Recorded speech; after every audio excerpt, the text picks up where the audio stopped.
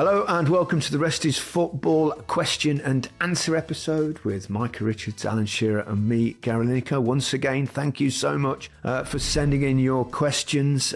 Savio, hi Gary, do you think City will come back to win the league? Who should be the player to step up most right now for Manchester City? Good question. I've tipped them to win the league this season, as has Micah. They're a bit off the pace at the moment. 4 defeats on the bounce, 5 points behind leaders Liverpool. So they've got it to do. But how often have Manchester City come good after Christmas anyway? Last season, if you remember, they had a little sticky patch around a similar time. I think it was more draws than defeats, but I think they went about 5 games in the league or something without winning. Then they went to the World Club Championship, won that and came back, and they were all conquering really for the rest of the season. And it wouldn't surprise me if they got a few of their players back fit. Obviously they're missing Rodri and he's going to be out for the season, which is a huge blow. But they'll be thereabouts, won't they? Yeah, of course they will. I think there's sort of been an overreaction at times. Yes, they've lost 4 in a row, but one was in the League Cup and the other was in the Champions League. Yeah, it's 2 league games, yeah. So it was only 2 league games, wasn't it? I did say at the start of the season that the difference between Arsenal winning the league and Man City winning the league is if they were to lose Rodri or Arsenal were to lose maybe a Saka. So I think it'd be a lot closer this year, but I still think Man City will do it. And the player I think should step up, Kevin De Bruyne. I think he's got the most experience. I think he will step up. Not I think he should step up, but I think he will step up. I think they're a different team when he's in the side. So my bet is still on Man City. What average age does a striker truly find his peak form? What does it take to find it, and what age does he start losing it? I've noticed some people think Victor Gyökeres, who scored the hat-trick, didn't he, against Manchester City, is younger than Haaland, but he's actually 2 years older, which makes me wonder how Erling will be when he is 26 or 29. It varies with different people, doesn't it? Yeah, who your build and what you've been through and injuries and all of those things. I don't think there's a set thing. I mean, it's looked upon, I guess, as that if you maybe in your peak from 26 to 30 or 25 to 30, something like that. I don't know, but I think it all varies for different individuals. What about you, Alan? What do you think your prime was? Probably, well, in terms of goals, there's no doubt from 22, 23 till about 27, I was 28. And then I had a couple of more serious injuries, which then I had to slow down a bit and change my game. So I wasn't as prolific after that. But for goals wise, yeah, 21 to 28. Yeah, I think the same. I think I was a bit of a late developer. And I would say, 24 to about 28. And I think also the amount of games you play starts to catch up on you at that point. Yeah. But I think that period just after your mid-20s when you more mature, you've learnt a bit more of the game, but you're also still physically at your prime.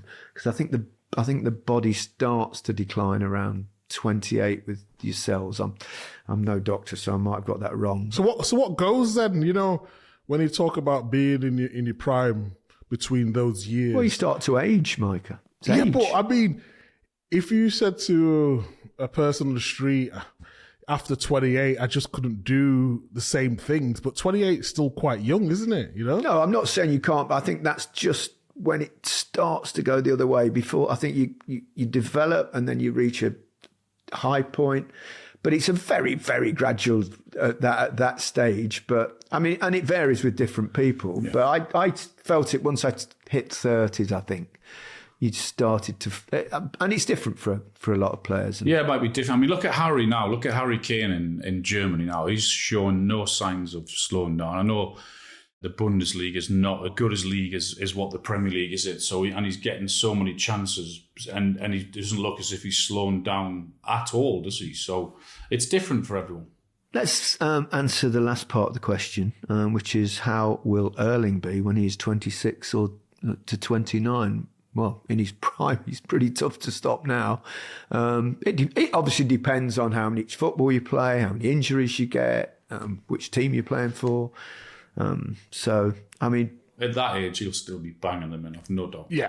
His movement will still be good enough. I know he's quick, but he doesn't just rely on his pace. He's got really good movement as well, so he'll still be banging him in. It's a tough one. Who had the better prime, Hazard or Salah? Oh, that's tough, you know. They're two absolute Premier League greats. Well, just two greats, really, not necessarily just Premier League. But I'm going to go Salah. But more goals. Yeah, I mean, more goals. And Hazard was some player at their prime. It's so tough to choose between those two. And I'm not going to. I would say Salah would be more efficient, so he would score more goals. But Hazard would be more entertaining. I think he could do things that not a lot of players could do. So I say in their prime, if it was a game and you want entertainment, I'd go just Hazard. David Goundry, you have to pick between an 18-year-old Michael Owen and an 18-year-old Wayne Rooney. Who are you picking? Rooney. Yeah, all-round player, I would say. Yeah. Rooney was a joke. Unbelievable. As a goal scorer, then, and Michael was phenomenal, wasn't he? But as an all-round player, then, Rooney, yeah. Not much in it, but they were both, I mean, as 18-year-olds, they were very, very special. Gustav Darling. Great name, Gustav Darling. Which of the iconic Premier League teams would you want to be part of? Like United 99, Arsenal 0304, or the title-winning Leicester side?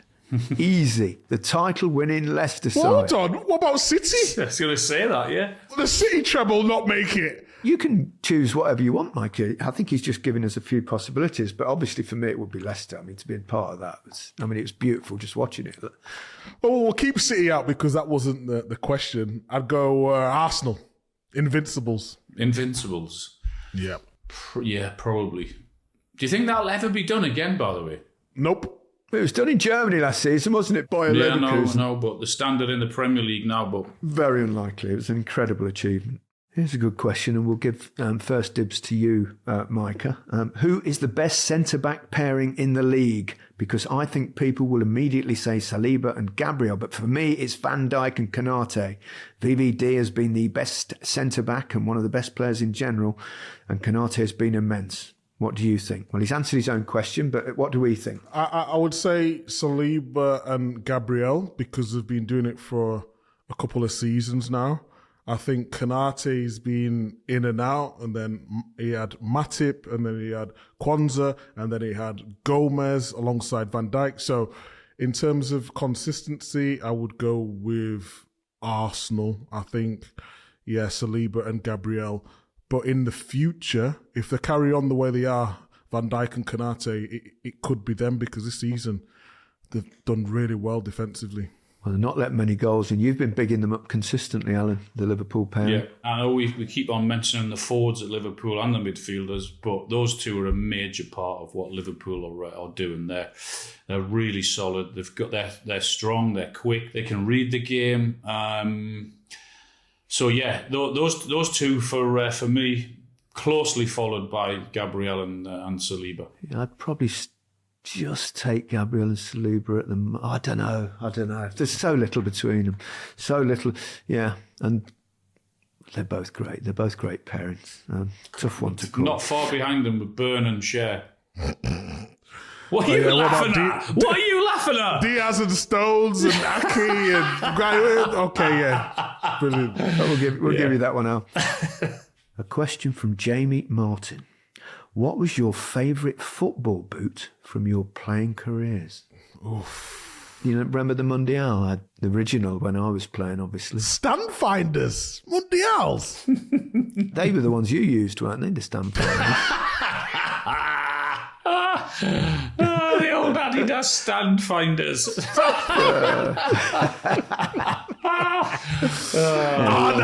R9s, the Nike. The blue ones or the silver ones. Yeah. Or the Predators, the David Beckham, the black and red with a long tongue. Oof. You were an Umbro Marvellous. man, weren't you, Alan? Umbro Speciale, the black and white ones, not the fancy coloured ones, the black and white original Speciales. Was a bad boot. No, they weren't. It was basic players who used to wear them. They were the boot that I found, and every time I went in the fucking net, they couldn't have been that bad. I think Owen used to wear them as well, didn't he? Michael Owen used to wear them. That's right, he did. Yeah. They looked awful. Awful they were. That's terrible. I'm going to sue you for that. It's amazing how things change, though, isn't it? Because when I played, everybody wore black boots or black and white boots and anything else. And I remember there were a few players, was it like Alan Hinton and a couple of players at Derby, and they had white boots, and everyone was going, oh my God, this is so weird. It was so weird because everyone wore black boots. Now you don't very often. And now when you see someone in black boots, you think, oh, that looks a bit weird. Yeah. You always used to see, you had the colourful boots. It's like, he better be some player wearing those boots, by the way.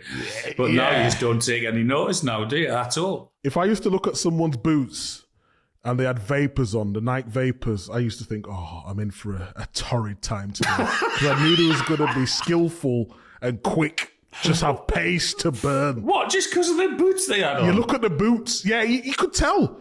If you was a bad player, you wasn't wearing R9s or Vapors or any flashy boot. I've never heard such nonsense in my life. Well, I'm telling you. You can judge a player Harry, by his ask football John. boots. Ask Harry and ask Well, John. he's thumbs up. He's agreeing with you, but, you know. How could you even see the boots? You were blind as a bat.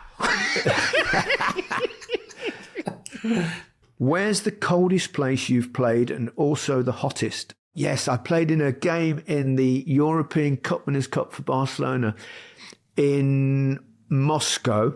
And it was one of those that you played, the last round of matches just before the break. So November or early December, I think it was. Goodness me, it was about -13. It was at the time when I was playing with Cruyff and I played on the right wing, and it went to extra time. And I got taken off and I had to sit on the bench, and they didn't have any warm tracks. I had one little tracksuit top, and I sat there in my shorts and just shivering. It was like, unbelievably cold. The other one was at Wembley when I played against Cameroon, when I pinched a little goal off Ian Wright's toe. And that was about -8. The hottest, that's easy. That's Mexico in the World Cup in '86 when it was played 3 games in over 40 degrees centigrade, and that was ludicrous. Did I tell you the story when Sir Bobby took us, we were playing the UEFA Cup, and Sir Bobby took us on I think it was a Wednesday night we were playing in Norway, somewhere like that. And he came into my hotel room in the afternoon, travelled there, and he said, I'm going to rest you tonight. And I was like, it's fucking -10. And he thinks it's a really good idea, me sitting on the bench here for a game. Anyway, I'm sitting on the bench, and honestly, I'm that cold. I thought, if he thinks of even bringing me on now, I couldn't, because my feet were like ice cubes. They were freezing. And we never got on. I think we got beaten as well. And we went back and we got on the plane, and it was that cold even in Newcastle. We had to divert to Manchester. So we diverted from Newcastle to Manchester. And then we had to get on the bus from Manchester back up to Newcastle. We got back to Newcastle at 6:30 in the morning. And just as I was walking to my car, I looked at Bobby. I went, that was some fucking rest. Have a bit more respect for the great man, would you? Oh, no. No one had more respect You had for a little me, snap, did you? Oh, yeah. I was like, what a rest that. It was bloody freezing. Wow. You'd sooner Hours and play. hours to get back home. And I was like, oh, yeah, great rest that was. Yeah, Russia, I'd agree with you. I think it was Europa League or Champions League. Again, it was freezing. I couldn't feel my toes. But the hottest, it wasn't a game, but Serie A, we play, obviously, in the summer, don't we? Or it feels like the summer. The first game I played was like 35 degrees. I got to about 72 minutes and I couldn't take it no more. I had to sit down and pretend I did my hamstring and come off.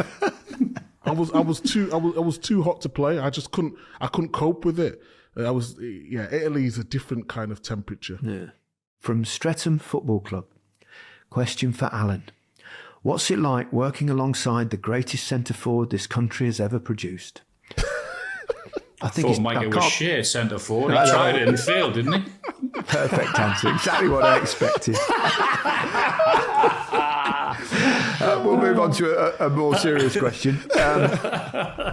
Over many years of watching Premier League football, I've seen some teams start a Premier League campaign exceptionally well for the first 10 games, Forest this season, Spurs last season, but decline as the season progresses. Why does this happen so often? Players? Simple, isn't it? I mean, players, lack of confidence, injuries, all these variants are mixed in, aren't they? But I think it would be the number one would be the lack of quality to last the whole season. Yeah. And that's why the top players are the top, because they can do it over a consistent basis. That's it. Form, confidence, all of those things. You can go on a really good run, can't you, and have the belief and all of those things. And we know what that's like at top level or any sport when you've got the confidence to. But that can soon change. Look at Leicester. That was why it was so extraordinary, because it was impossible, wasn't it? It was. We all said, there's no chance, zero chance. Hence my silly tweet and ending up doing my match of the day in my pants. But but it's magical if it does last. And I suppose it did to a degree last season with Bayer Leverkusen, and they actually went on to have a season without losing a game. But it's lovely when it progresses, but it's very hard for clubs, because ultimately the teams with the best players will rise to the top, and the best managers as well, and the most money usually, money as well. Yeah, correct. Matthew Bailey, another one for Alan. Is there any scenario where Alan would go back into football management? No, it's too long out. Too long out now. I'm very happy sat with you two idiots anyway, so why would I want to go back into that? Well, it's lovely for us idiots to have you. Thank you very much, Alan. If all three promoted teams get relegated again and the Premier League becomes even more of a closed shop, what can be done to improve this and make it more competitive? Perhaps a look at the PSR rules? Yeah. Well, I don't like the PSR rules anyway. I've told you what my feelings are about them. I just think it's restrictive. It's a restriction of trade when you can guarantee you've got that money and you're profitable and you're sustainable, and you can put £1 billion in an escrow or whatever it is to safeguard and ensure that everything is right in the future. Then I don't see why you shouldn't be allowed to challenge and buy players. And particularly the way it's run with clubs being forced to sell their youngsters because that's more profitable and gives them a better financial gain going forward in the future. So I don't agree with those rules or laws, whatever you want to call them. It's ridiculous, really, isn't it, that clubs have to sell the homegrown talent exactly because of a long-term or avoiding points deduction. I think they have to look at that and change something. We know why it was brought in. We know why. It's like to safeguard the clubs and what have you. But I just don't agree with the rules that are there at the minute now. Do you think Big Ange will be able to win a trophy with Spurs this season, or are they still a few signings off? Well, they're a bit off in terms of consistency, but they're in cup competition. It's not going to be the league title, obviously. That's beyond them, I think. Well, they could, yeah. But I mean, because they as they proved against City or Villa in the league, they can beat anything that's chucked at them. So, but it's an inconsistent. You don't know, do you? So the answer to that is yes, they could. Yeah, I'd agree with that. I think they could be a good cup team because they could upset anyone on their day. It's the consistency is what they're missing. Would Alan be happy to see Sunderland back in the Premier League to add a bit of spice to match days? Yes, definitely, absolutely. We want Sunderland back in the Premier League because it's guaranteed 6 points for us, isn't it? Be careful. I know that might come back and bite me, hadn't it, in the future. No, the games are better, yeah. They are going well, though, aren't they? Top of the prep, top of the championship. Yeah, the games are. You want to play in those games. They're great derby games to play in at St James's and it's Sunderland. So yeah, I want them. I do actually want them back up because they're good. Not only good games for the players, but for the fans to look forward to as well. Most important question of all of them here. If you had to eat any flour for every meal for the rest of your life, which one would it be? Yours would be the petal, wouldn't it, Micah? Oh, yeah, I remember the petal. The petals. Which flowers would you choose? That is a very random question. I'd probably go self-raising flour because at least you can have a cake. Because what reason, Gaz? Because you can make a cake. We can't beat that one, Micah. We can't beat that.